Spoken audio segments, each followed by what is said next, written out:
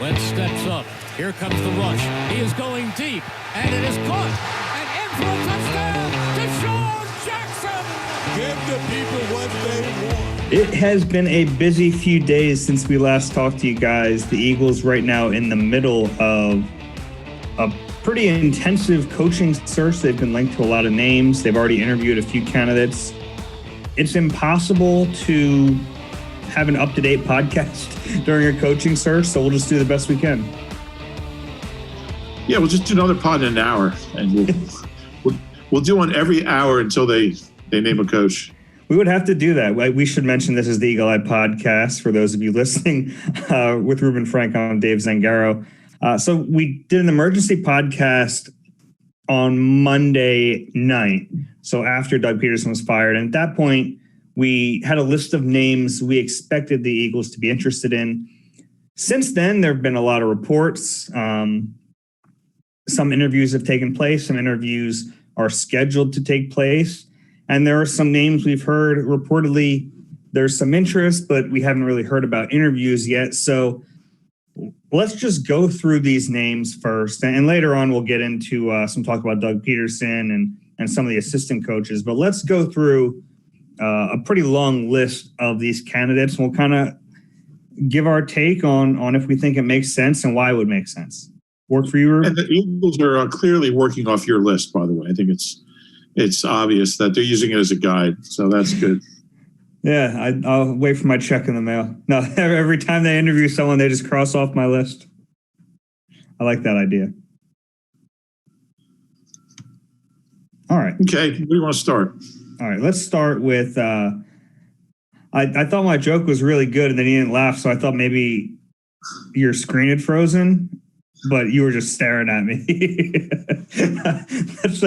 Let's start off with Joe Brady, the guy who yesterday gave me kind of an identity crisis because I realized he's significantly younger than me.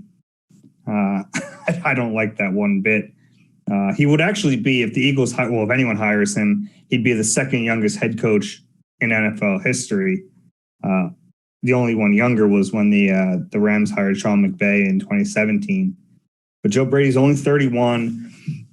I don't think it's a surprise that he's a hot candidate. I mean, he was a guy we talked about a lot last offseason. We kind of expected him to make the jump to OC, and he did in Carolina. What do you think of him? He's certainly a hot name on the coaching circuit right now. He is. There's a lot of unknowns with him. I mean, 2 years ago, he was the passing game coordinator for LSU. He certainly seems to be a sharp guy and know offensive football, but he's got a very limited, and he was only at LSU 1 year. So he's got a very limited resume, and he's done really well with the time he's had. But if Jeff Lurie's looking for a guy with a long kind of really established career with different quarterbacks and building. Joe Brady doesn't have it. I mean, he is a hot name, and there's no reason to think he won't do well. He's going to get a job. It's just there's not a lot to go on. It's like when you're applying for jobs, the first thing they ask you is why were you only at that job 1 year? Why were you only at that job 1 year? People like a guy that's got stability in his background. I mean, a lot of that is because they don't want him to leave after a year, and I don't think that would happen. But a lot of pluses certainly, but certainly the lack of experience is notable.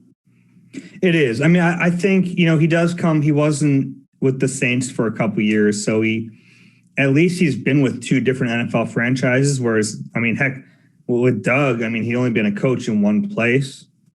In the NFL, at least. So at least you have, he'd been two, but all under Andy. So at least Joe Brady has been in two different locations. He's been in really two different coaching umbrellas. He's been with Sean Payton in New Orleans and now a year with Matt Rule in Carolina. So he has, I think you can, the one thing I read from Matt Rule was he could see some of the Sean Payton influence in Joe Brady's offense, I guess, at LSU. And he did work with Joe Burrow, who, kind of credited Brady with a lot of his success. So I think there's something there. There are a couple inexperienced candidates on this list, and the one place where the inexperience really shows, and it showed with Doug Pederson too, is their inability to put a coaching staff together just because they know fewer people around the league. With the Eagles, I don't know if that's something that bothers them, because it seems like the front office is okay, more than okay, with putting that staff together, kind of like what they did with Doug that first year. Yeah. And, you wonder, like a guy like Joe Brady, how you kind of try to put yourself in his shoes.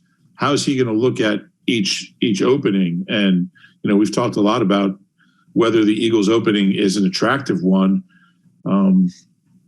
Joe Brady's going to have, I think, his pick of a few jobs, and I'm just not sure this is. Hey, it might be. I mean, it might be something that appeals to him, but there's so much that goes into it. It's hard to put yourself in his shoes, but I don't know if it would be the most attractive offer. This guy was a grad assistant 4 years ago, Dave. He's a grad assistant at Penn State in 15 and 16, and we're now in 2021. And it would be, has anybody, been on that fast a track? It's a little scary, but the credentials are there. You wonder if a guy like that would, look at Carson Wentz as a challenge. Look at Jalen Hurts. They're both guys, and who knows if both or either of them will be here. And I think the coach is going to have a little bit of opinion on that, or a little bit of say on that. But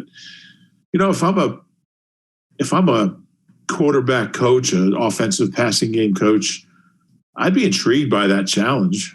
So there's that part of it. I'd want to be the guy that got Carson Wentz back on track, or the guy that, turned Jalen Hurts from a project into a winner. So there's a lot to weigh, but it's certainly an intriguing name. Does the age bother you? And I don't want to be an ageist here either way, old or young, but 31, we looked at the roster, and it'll obviously change this offseason, but there are 6 players on the Eagles roster last year older than that. Do you think, and Sean McVay is certainly a pretty good example that it can work, but does that bother you or worry you that just the lack of life experience, the lack of, is a player who's the same age as Joe Brady going to listen to him? It's a great question, and I don't know him, so it's hard to answer. I think there's some 31-year-olds who certainly wouldn't. You think about Greg Lewis as a 31-year-old if he'd be ready to be a head coach, and some guys just need to mature a little bit. But it's all how you. The age itself, no, it does not bother me. It is my short answer. I'd want to really know that it's not going to be a hindrance, and that he's going to have the voice and the leadership and the command of the locker room, which you can only find out from talking to people he's been around. But the number itself, it does not worry me. Sure. And I think that's fair. And so much of this, I don't know Joe Brady either, so I don't know.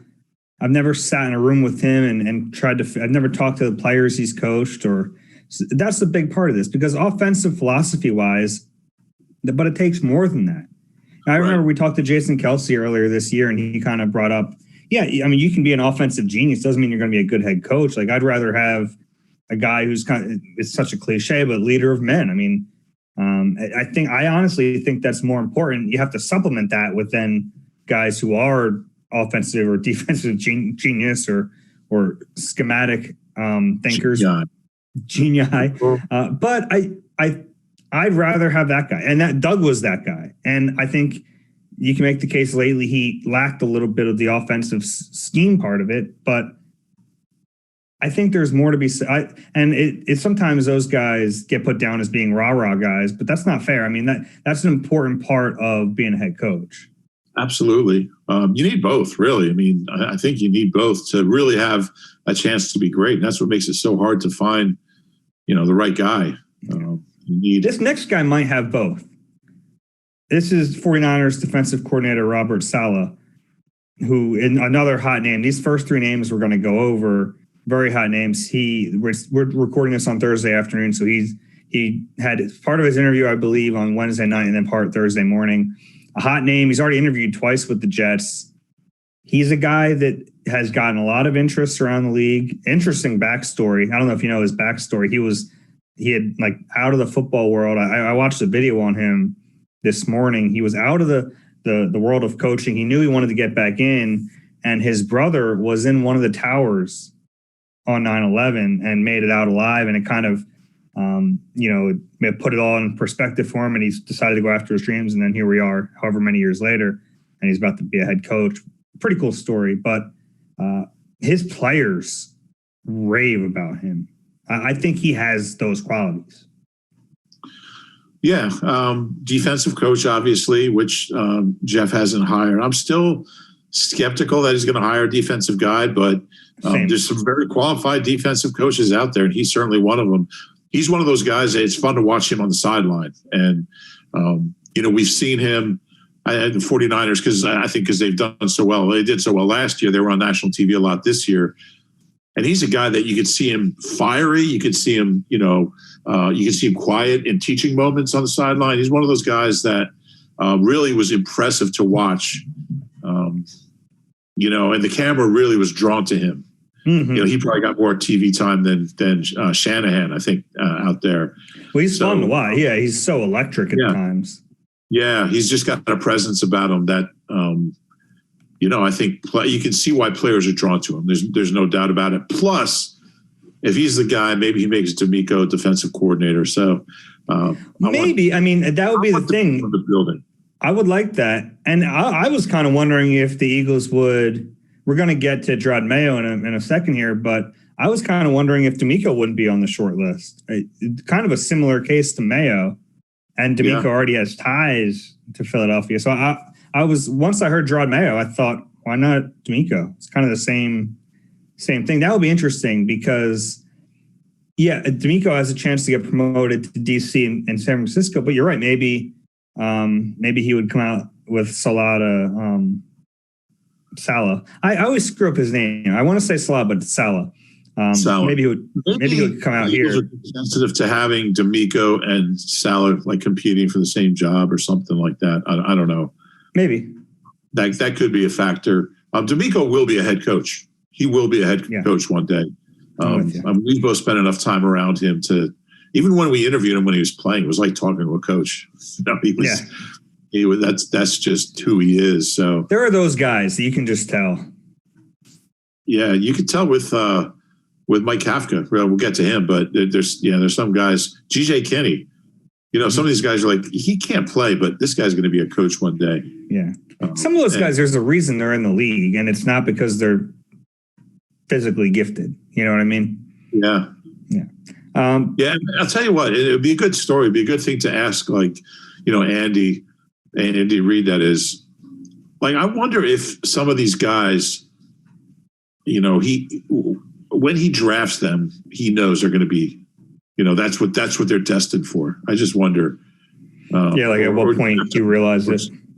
Yeah, or how deep into it. I mean, because some of these guys, when you interview them at the combine or at a personal private workout or whatever, pro day, you're already thinking in different, where's this guy going to fit in? Well, I remember conversations with Andy about players. He'd be like, yeah, he'll be a coach one day. And I can't remember who he said that about, but he definitely targets these guys early. But as far as defensive coach, it'll surprise me, but he's a hell of a candidate. Yeah, I mean, he's probably the top defensive coach candidate, at least that has been linked to the Eagles. And we should mention our buddy Mike Silver from NFL Network has reported that the likely offensive coordinator, whenever Saleh gets a job, is Mike LaFleur, who is the passing game coordinator for the 49ers. The 49ers have that weird setup where they have a passing game coordinator, it's Mike LaFleur, and the run game coordinator is Mike McDaniel. Mike McDaniel's getting some looks as a head coach, I believe, but he'll probably be a full-time offensive coordinator at the very least. And LaFleur will probably be Saleh's offensive coordinator, the younger brother of Packers head coach Matt LaFleur. So a pedigree there, at least. Yeah, and the Eagles have had really good luck with brothers of head coaches. had some Press Taylor set up for you, but yeah, it's the bloodlines are there. That's the makings of pretty good staff right there. Yeah, that's not bad. And I wouldn't sour on a Shanahan coach because Zangaro didn't work out. That was clearly a kind of a forced situation. I think there's validity to everything Shanahan does, and I wouldn't be opposed to them trying that again and really trying it this time.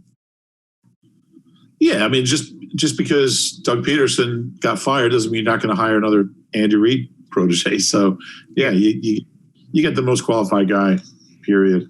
Exactly. The next guy on the list is Arthur Smith, who was also interviewed twice with the Jets. They're conducting like 12 interviews a day. It's unbelievable. But Smith he's already interviewed twice with them. He should be probably, as we're recording this, interviewing with the Eagles now or shortly in Florida. Another interesting candidate. What do you make of him? I'm not sure exactly. I mean, he's another one who doesn't have a ton of experience as a coordinator. I don't really. I mean, after Andy Reid, I try not to make too many. I mean, he was never a coordinator. He was, he was a quarterback's coach and a tight ends coach. So but sometimes these guys who have 1 year and all of a sudden they're the hot candidate, I'm just a little skeptical. And I think he was also a tight ends coach. I like the fact that he's coached both defense and offense. I think that's always an interesting. Yeah, early in his career, he coached defense.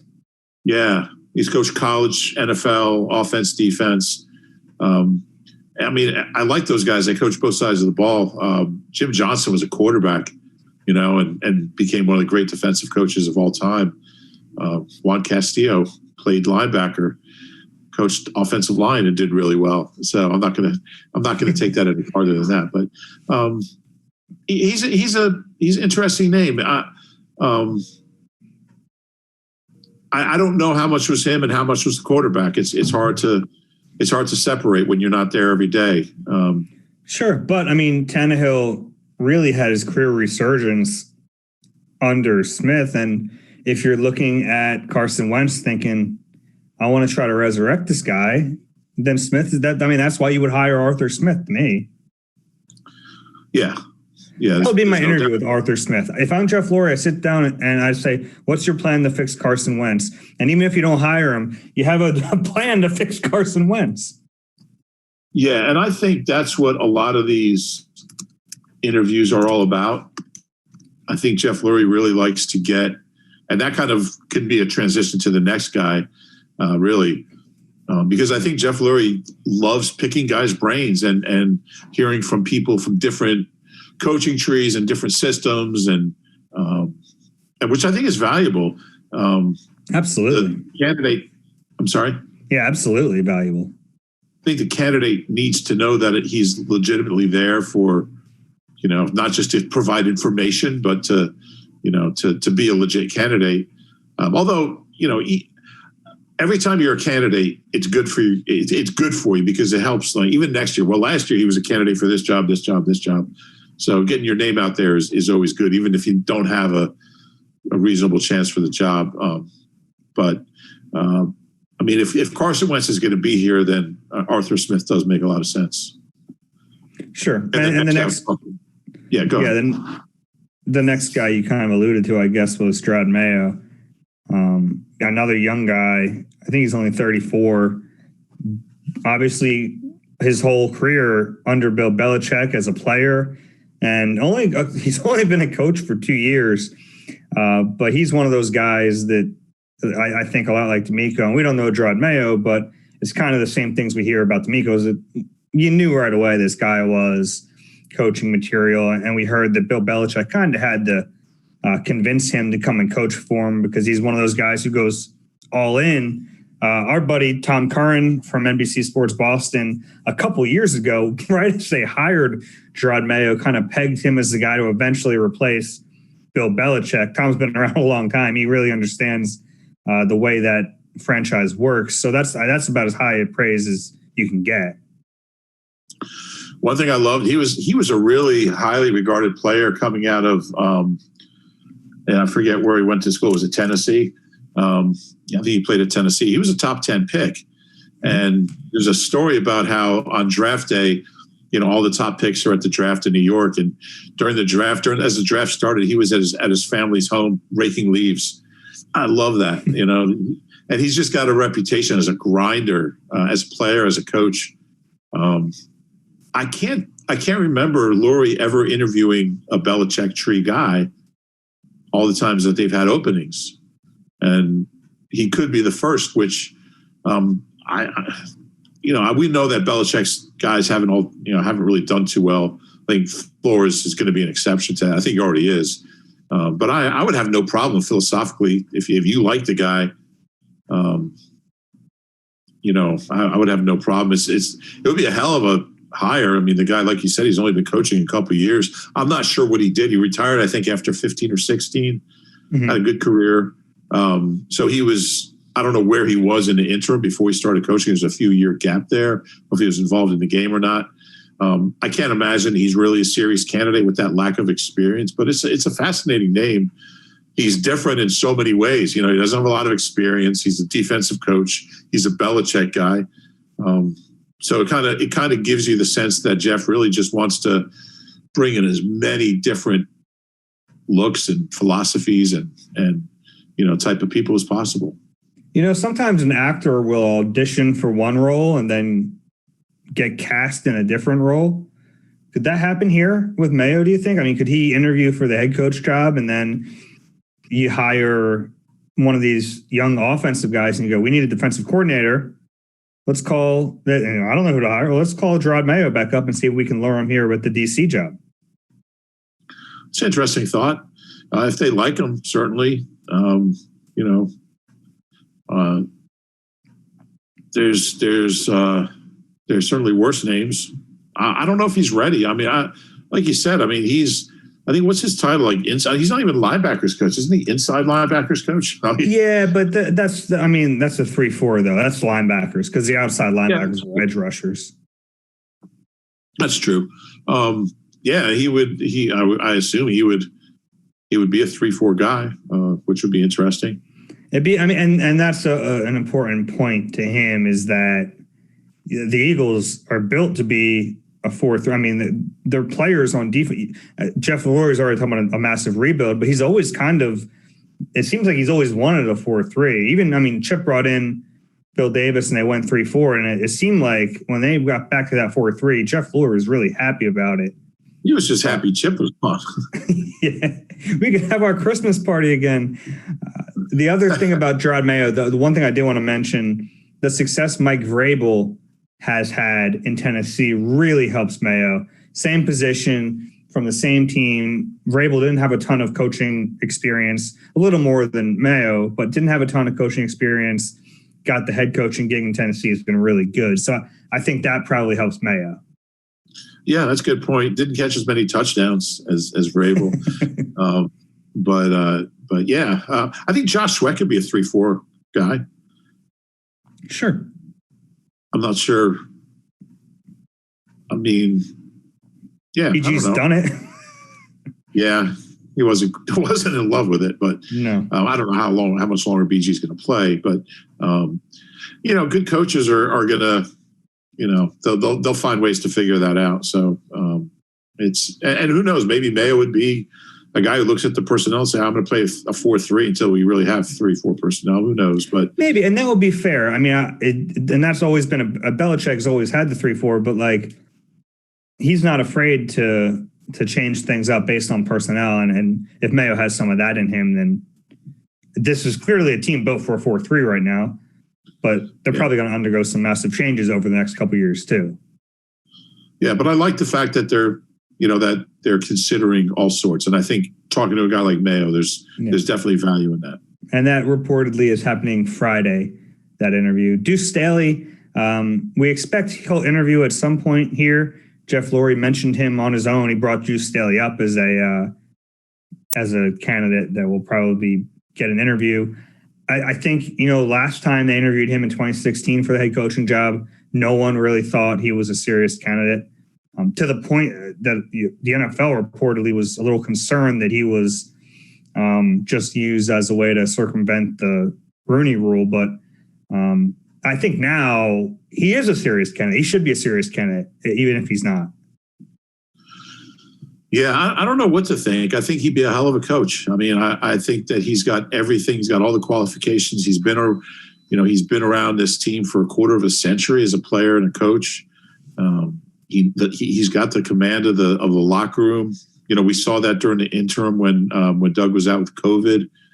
I mean, when a guy like Malcolm tweets out support of Duce, who's not even on his side of the ball, that's impressive.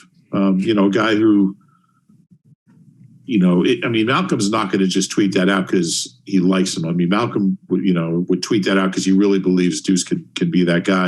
And I love the fact that Duce has coached he played under Sean Payton. He played under John Gruden. He played under Andy Reid. He coached under Andy, under Chip, under Doug. And I guess in Pittsburgh, who was the offensive coordinator there? Probably Wisenhunt, I would think. Trying to place that time period. Yeah, like 04, 05. So he's and people think he's just like he just knows running game. I mean, the guy caught 300 passes in his career. He's always had good receiving backs. I mean, he's a real technician of the game. We heard him talk one time in the auditorium one of those days where we got to interview the assistant coaches about how he teaches the backs to catch the ball. And he went on for like 17 minutes about, he's such a technician. And I think the thing about Duce, he's been around so long, he knows people, he's got great connections. I think Jeff Lurie respects him, but I also think Duce would not be a yes man. I think Duce would, if he did get the job, would be a guy that does things his own way. But he knows how to play the game, I think, really well. He's very shrewd. I think he'd do and say the things that would make Howie and Jeff happy, but still be able to run things the way he wanted. I think there's a lot of good things about Duce Staley. And number one is he's such a motivator. I think he's really able to articulate a clear message too, which something that Doug didn't always do, at least not with us. He speaks in very basic, simple terms, gets through to everybody that way. Interesting candidate. Do you think he'd call plays? Or would they try to bring in some wonderkin to call plays? You ever have those wonderkin cookies? No. Oh man, maybe we can get them as a sponsor. You got to order some of them wonderkins. They're like this mail order cookie. They're like the best chocolate chip cookies you've ever had. Oh really? I'm a big chocolate chip cookie fan. Yeah, you put them in the oven for like 20 seconds. And so get on our mailing list, and every few weeks they'll give like a free shipping or 25% off. Okay. Get yourself some cookies. When's your birthday? Maybe the Eagle Eye podcast will send you some. That'd be great in April. I'll look forward to that. It's coming up a little bit. Yeah. But anyway, I don't know. I don't know that. My birthday when I age out of the Eagles head coaching position. I don't know. I think Duce would be a good play caller, but I really don't. I couldn't speculate if it's something he'd want to do. Yeah, it's just a shame that he never got a chance to call plays under Doug. I think he'd be a good play caller. I think he has a good understanding, but play calling is something you just don't know until someone does it, because it's easy to say what you do watching the game back, but bullets are flying. You got to make decisions. It's different. And until the guy does it, you just don't know how they're going to handle it. Yeah. Yeah. There's a lot of I don't knows in this conversation. Yeah. All right. So those are the guys who have either interviewed or we have been scheduled to interview. We put Duce there. Two guys who have been requested reportedly. We'll start with Todd Bowles. A retread. Eagles don't really go retread, but interesting candidate. Never really got a fair shake when he was secondary coach, then briefly the defensive coordinator here, goes on and becomes a head coach. I'll be honest, doesn't really do a lot for me. I think he's a good defensive coach. I don't know if he'd be my head coach pick. Yeah, that's fair. I thought he did a hell of a job that first year with the Jets. I mean, they went 10-6, but Yeah, I like Todd. I think he's a good guy, but I'm not sure he's. I don't know. I think there's worse candidates, but it would. I don't think he's got a great chance. I think.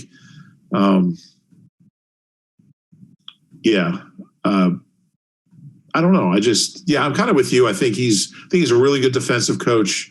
I'm not sold on him as a head coach. I probably can't even articulate it. I think he's it's almost unfair to him too, because he was with the Jets. So and that's true. Why, people always say there's only 32 of these jobs.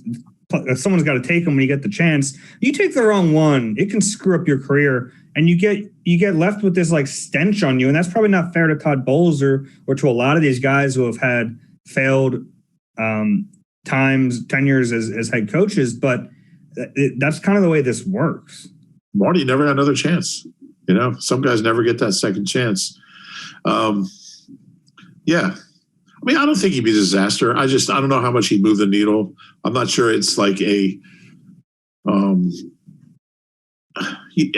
if you're looking for a name, I mean, Todd Bowles isn't really a name. I mean, he's certainly got the pedigree. I mean, he's a Temple guy. So he's got Philly connections. Obviously, he was here just for the 1 year in 12. I don't think it'd be a disaster, but I don't think that's the direction they're going to go. Yeah, I agree with you. The next one I think if it's going to be a defensive guy, it's going to be like a blockbuster name.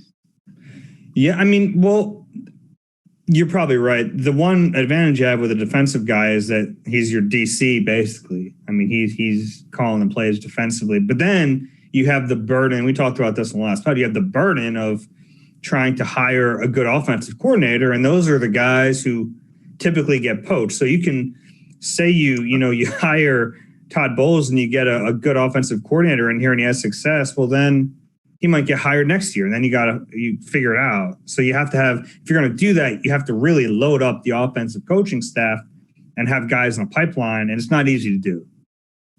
Yeah, it's very hard to do. Andy has it down to a science. But. He does. Well, maybe he drafts Mike Kafka, knowing that in 10 years, 15 years, he'll want to coach. Andy thinks that way. I know he really does. It would not surprise me. If it would not surprise me. I mean, I've heard the stuff I've heard Andy say about, I knew in 03 when, he was, I mean, he had Eric Bieniemy in 99. He probably saw back then, I want this guy coaching for me one day. Yeah. He had him for 10 weeks, that's the way Andy is, man. His ability to think in the long, deep into the future it's astonishing. It really is. Yeah. The next guy, Kellen Moore, another young guy, young offensive coordinator from the Cowboys. I put this in the category of fact-finding. I don't know how serious of a candidate he is, but if you have a chance to bring in the really smart offensive coordinator of your biggest division rival, yeah, sure, why not? Why wouldn't you? Yeah, exactly. I think Kellen Moore is going to be a head coach. I think it's a matter of when. I don't think he's that outrageous a candidate. Former quarterback. Cowboys' problem wasn't their offense. I mean, they didn't. They've been a good offense when Dak's been there. I mean, they've defense was a problem. So through 5 weeks, they were the number one offense in the league in 2020.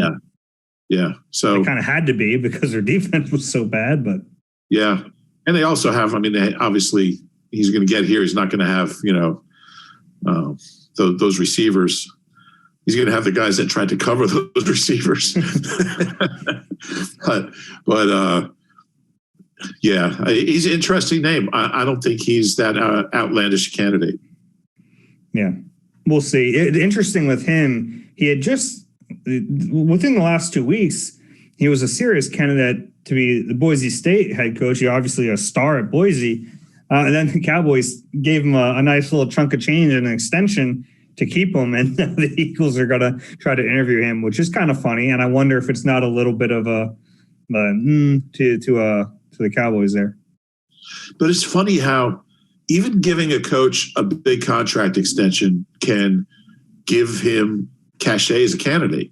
Sure. That's how these things work. If one team shows that kind of commitment to an assistant coach, it raises his, it raises his value around the league. That's just how it's crazy, but that's how people look at it. All right. The next 4 guys on the list, reported interest. We have not heard about any interviews scheduled or requested, but 4 interesting names for sure. The first one, Brian Daboll from Buffalo.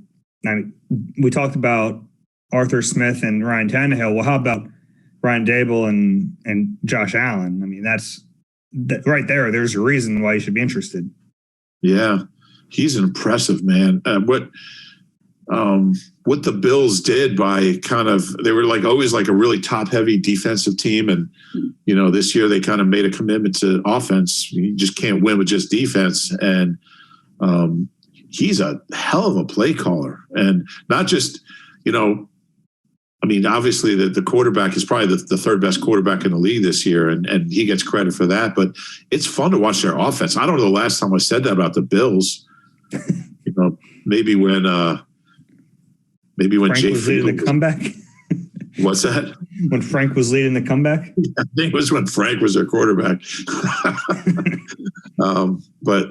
Obviously they have talent. They went out and got, Diggs but that's a really balanced team. That's why, I picked them to win the AFC just because we know their defense is great. Now they got the offense to match it. He's impressive. I really he's a really likable guy too. He just looks like a guy you would your neighbor that you would see chopping firewood in the backyard. He's just a everyman. He's up there in a coaching booth wearing a flannel shirt. He's just. I think he'd be a good fit for Philly that way. He's just a, kind of no nonsense type dude. I keep reading these interviews where he's like, "Yeah, I'm just happy being offensive coordinator here," but I would think the opportunity to be a head coach would be intriguing to him. He's a good name. He is, and probably more likely than the next guy here, Ryan Day, who was here briefly back in 2015 under Chip Kelly. It's amazing. He went from that to all of a sudden he's this hot name. He's the Ohio State head coach. Well, not only here, but he went from being quarterbacks coach for Chip in San Francisco in 16 on a 2-14 team. That's right. To I guess he was co-offensive coordinator and quarterbacks for Urban Meyer in 17. And then when Urban Meyer was forced to resign or whatever, in 18, he became the interim head coach, and he went 3-0 under him. And then he gets the job. And now he's Ohio State's head coach. And he's done a hell of a job. Great. Yeah. 20-2 or whatever he is in Columbus. I don't think he's leaving there. No. And I wrote a little thing about him, and he's had, I looked it up. He's had 10 jobs in 16 years. He's got a young family. He promised his wife, plus before he was here, he coached at Temple as well. Mm-hmm. But he was somewhere else in 14. He was here in 15. He was San Francisco in 16, Columbus in 17. He told his wife, "We're not going anywhere for a long time. We're staying here. You got young kids. I hate to keep moving them from school to school. They, trying to make new friends." He said, "I'm not going anywhere. I would be stunned." It's kind of like David Shaw, who, and his star has fallen a little bit lately, but some of these guys are just college lifers. And I think Ryan Day is maybe one day he'll coach in the NFL, but I think that's a long way off. Maybe one day? It was unintentional, Dave. And that kind of leads us to the next guy, another unlikely guy, another unlikely candidate, but he'd be right at the top of my list. Lincoln Riley, Oklahoma. I don't think it's going to happen. I think he's pretty happy at Oklahoma. That, to me, would be a home run hire. If you're looking for an innovative offensive guy, the results speak for themselves. I just don't think it's going to happen. Yeah, and I think it's just so, if you're a successful college coach, you've got your own little fiefdom. You got your boosters, you got the athletic director doing whatever you need. You don't even have to recruit unless it's the very top guys. You have this, beautiful facility. You're just I mean, these guys make a fortune. If you're at a top, Big Ten or one of the SEC school, I mean, you're making a fortune. And the media you're generally in a small town, and the media's in your pocket. You're not getting questioned. You're at a bad year, you're going to go 9-2, and win a bowl game against, Idaho State. I think it takes, and I'm still surprised Chip left Oregon. Honestly, I don't really. He just wanted to coach the NFL, which worked for a couple of years, or a year. Which is something. I mean, the draw of the NFL is there, and these guys, you have to these are competitive people, and the opportunity to coach on the biggest stage, you can't get any bigger than an NFL head coach if you're a coach. So that there's still that draw. Yeah. Yeah, I think there is for some guys. For Chip, obviously there was. For a lot of them, I think it's easy to be really happy and content in, small town America with especially with a young family, and you're not getting questioned every day, but I mean, obviously Lincoln Riley, if you have any chance at all to get him, which I agree with you, I don't think they do. You make that. Yeah, and I mean, that's saying that he wouldn't go to a different. If Lincoln Riley wants to go to the NFL, I don't know if he's coming here. I guess the one reason he would come here is if he wants to coach Jalen Hurts, but I think he would have multiple offers. So, and we've talked about this position maybe not being the most attractive. This is going on way too long. We apologize. The last one here on the list, Mike Kafka. We talked about him on the last one. Makes sense, kind of in the same vein as Doug Pederson did 5 years ago. Same position. I've always liked Mike. Eagles 4th round pick in 2010. Man, he played well in that game against the Falcons, and Macklin dropped a touchdown. Remember that in the left corner of the end zone? Mm-hmm. Everybody else got hurt. I don't remember the specifics, but threw a perfect pass on 4th down. Macklin dropped it. Macklin, I think, dropped 5 passes in his career. But anyway, he's an intriguing guy, and he's another one. He'll be a head coach. It's just a matter of when. Eric Bieniemy's not on the list. He hasn't been formally linked with the Eagles. I'd be stunned if they don't bring him in at some point for an interview. People are putting stuff out about Bieniemy, like Kafka was really responsible for Mahomes and for that offense. I'm not buying it. I mean, I think Mike's a good candidate, but what Eric Bieniemy has done there is really impressive, and he should be at or near the top of the Eagles, at least their interview list. There's stories now that he's going to this coaching cycle is going to go by and he's not going to get an offer again. I'd be stunned if that happens. I think he's the best candidate out there, really, or one of the best, and he deserves it. And I hope they give him a shot. I hope they give him an interview. He's not on the list. Well, see, the one thing with Kafka that I've kind of had people kind of question over the years is if he has the temperament to be a head coach, because he is kind of he's a really almost nerdy, really smart guy, a little awkward at times.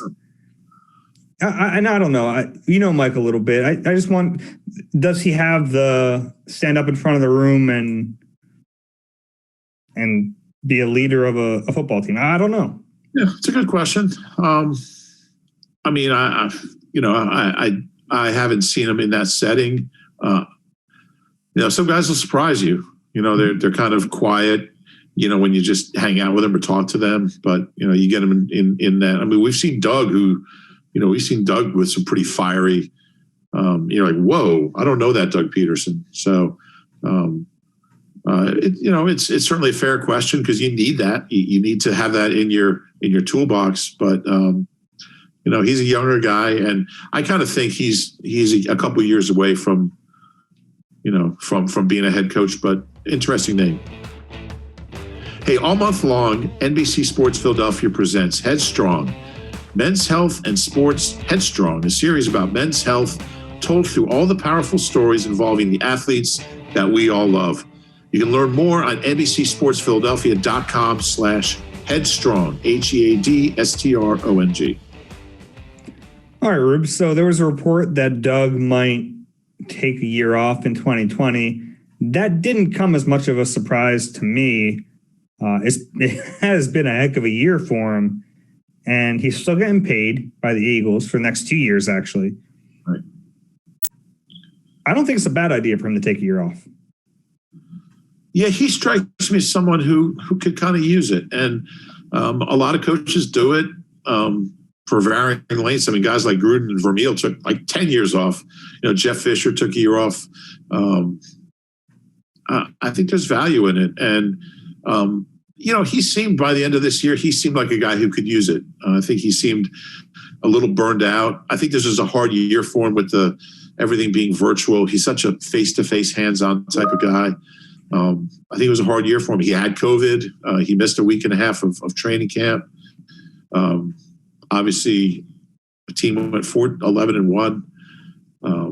I think he was in constant tension with the front office and ownership, and that's not an easy thing to deal with. I think it was a hard year for him, and I wouldn't blame him. And sometimes, I don't know, his name hasn't come up. I don't know how he's seen as a candidate. Sometimes a year away makes you more, people start to look at you, oh, he's the guy that won a Super Bowl and made the playoffs 3 years in a row and, did all these good things. And, the 4-11-1 gets a little further from people's mind. I'm not sure he would have been, I'm not sure he would have gotten a job this year. It might be best for his, his value as a candidate to take that year off, to refresh and regenerate and get away a little bit. Most of these guys do TV. I'm not sure that would be Doug's thing. I think he could do it. Yeah, you think he'd be good at? I don't know if he'd be good, but that's not the bar. That's a really good point. I worded it that way to set you up because I knew you were going to come through. But yeah, I think it would be good for him. And, I was surprised Andy didn't take a year off after. A lot of people thought he should take a year off after 2012. Well, that was some of the talk that year. Then he had a job like 10 minutes later. Yeah. Yeah, he did. And he never even made it to Arizona. I think Arizona was going to offer him. Mm-hmm. But it worked out pretty well for Big Red. But he's just kind of, I think I asked him about that once. He said, "What am I going to do?" He's like, "I'm a coach." And Doug's not like that. Yeah, you're right. He doesn't need it the way some of these coaches need to be coaching. Yeah. He doesn't need it. And I know for a fact his assistants, especially on the offensive side of the ball, they're kind of waiting to hear what happens here because they know that they're probably not going to be back, at least some of them. So we'll have to see what happens. And the Eagles didn't do him any favors by waiting a week to fire him because all the other teams had already come up with their lists and started interviewing. And not that they couldn't add him, but when you have a plan, all of a sudden this other guy's available and you're already in your plan, it's not super easy to veer off of it. Yeah. I also think it's possible that he might not coach again. Maybe we'll go back and coach Calvary Christian or Baptist or whatever they were. I don't know. I never got the feeling he loved it the way some of these guys do. I think he loved parts of it. Yeah, he liked being around the team. Yeah, and he still loves. I could see him taking an offensive coordinator job. I think he still really likes calling as long plays. As he didn't have to call plays. No, I think he would relish the opportunity to kind of take a step back and be an OC. We'll see. I don't know what's going to happen, but yeah, I don't think it's wild to think a year off in 2020 or 2021 makes sense. Yeah. Yeah. Well, I hope it works out. It's an awkward situation all around. And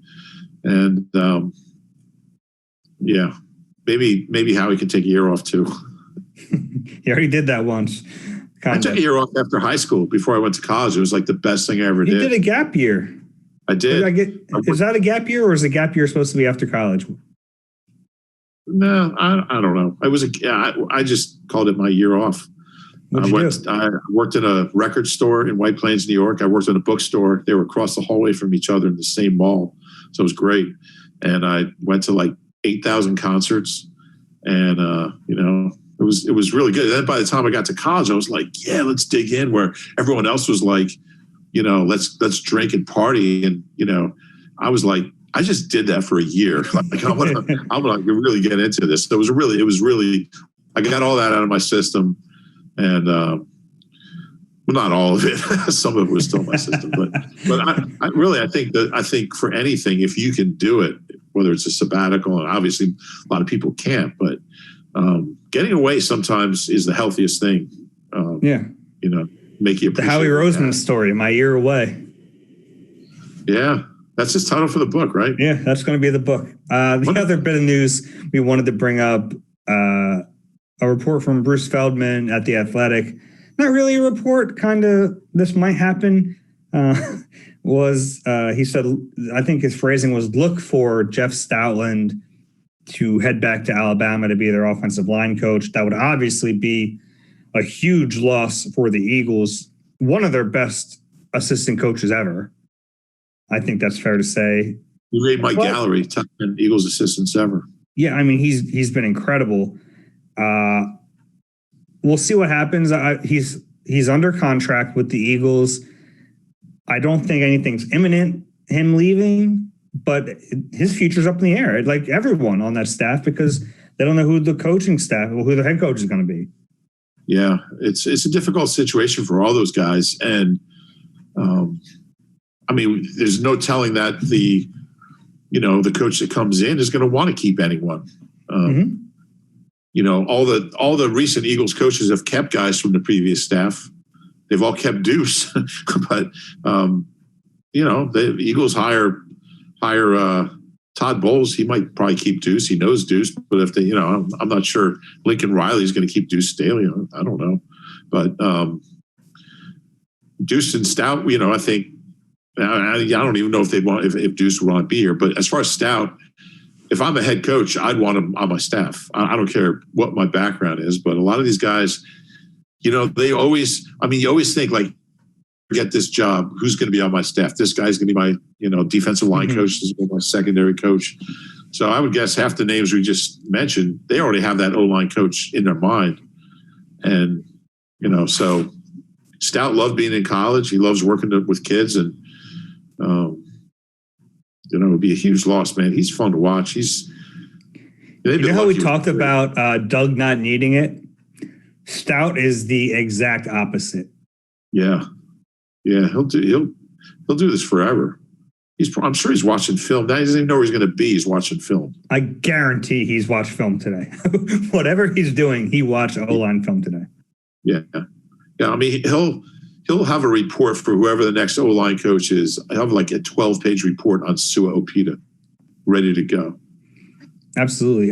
It's amazing what he's done in his 8 years in Philadelphia. It's incredible. Yeah. I mean, and this year might have been. Go ahead. You go ahead. This year might have been his most impressive feat ever when you go through the 14 offensive line combinations. And on top of it, Jordan Mailata playing at a high level after being involved in the sport for 3 years. Stout was the guy who kind of discovered him and thought he could. I mean, that is unbelievable. It's incredible. People ask about Stout. I make the point that Brandon Brooks, Lane Johnson, and Evan Mathis, none of them had ever made a Pro Bowl before Stout was their coach. And now they've made a combined, 3 for Lane, 3 for Kelsey, 3 for Brooks, and 2 for Mathis. Mm-hmm. So combined 11 Pro Bowls. And they were all veterans. I mean, they were all and played in the league. Well, except for Lane. Right. Lane had him his whole career, 13, right? Those other 3 had played in the league. And you're right. They'd never gotten to that level without him. Yeah. So I just love talking to him. I love listening to him talk about O-line play. The Eagles have been really lucky. They've had really good offensive line coaches for a long, long time. And, man, he's the best of the best. He is. The only other bit of coaching news we've heard was Ken Flagel likely to retire, the linebackers coach. But you're right. This is a really tough time for those assistant coaches. I was talking to one the other day, and they're just kind of waiting. They don't know what's going to happen because for the most, what happened the last time the Eagles had a coaching switch is really unusual. For a new head coach to end up keeping that many coaches on their staff from the previous regime, it just doesn't happen. And it worked out for the Eagles for the most part. I mean, they kept Stout, Duce, Justin Peele, Dave Phipp. Am I missing something? Matt Harper. Matt Harper. The Paganettis were both here under Chip. Corey Unlin. He had arrived Dave in 15. Matt Harper. Yeah, there were a lot. And that's really unusual. Yeah.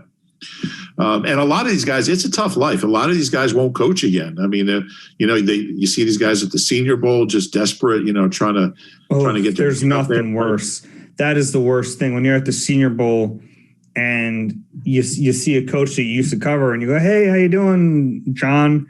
And he'll say, "Yeah, I'm all right. Just down here trying to talk to people." And you're basically just trying to make connections and sell yourself. You feel terrible because the business is just so brutal. Yeah.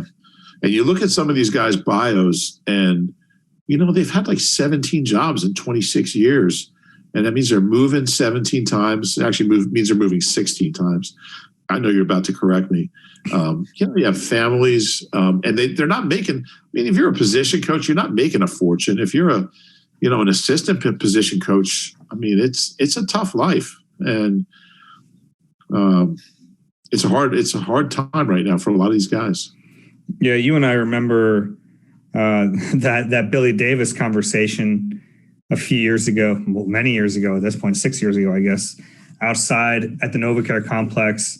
That was one of those, he knew he was fired. He was just coaching out the season. And he's telling us about, talking to my wife and the kids got to move school. Like, you just feel for these people because it's so easy to kind of see them as pieces to move around, but man, it's tough. Yeah. I remember talking to Jim Johnson's wife after the Eagles won the 2004 NFC Championship game against the Falcons at the Link. And I was writing about Jim because he'd never coached in a Super Bowl, and she was crying, and she told me how until they came to Philly, and she was just telling me how much living here had meant. She still lives here. And she said, we moved, I think it was 23 times they'd moved. She said, we moved 23 times from the time he started till we got here in 99. And she said, he told me we're not going to move again. And he was there, the rest of his life. He was here the rest of his life. And, but, you look at, it's how many times these people have to move. It's rare to have your Justin Peele, you've been here, your Press Taylor, you've been here since 2013. Those are the exceptions, definitely. You got anything else before we wrap this up? No, it's certainly an interesting time, and anything happens, we will be right here podcasting about it. Yeah, it's tough whenever there's a guy. I didn't expect to be in a coaching search this year, and it is not fun. It's like you wake up every morning like, is this the day? Is this going to happen? And it can happen anytime, any moment, but it is exciting, and we'll have the whole thing for you here whenever it does go down.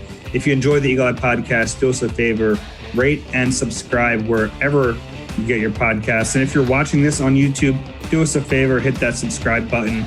We appreciate that. For Rube, I'm Dave. We'll talk to you guys soon. Hopefully we have some news.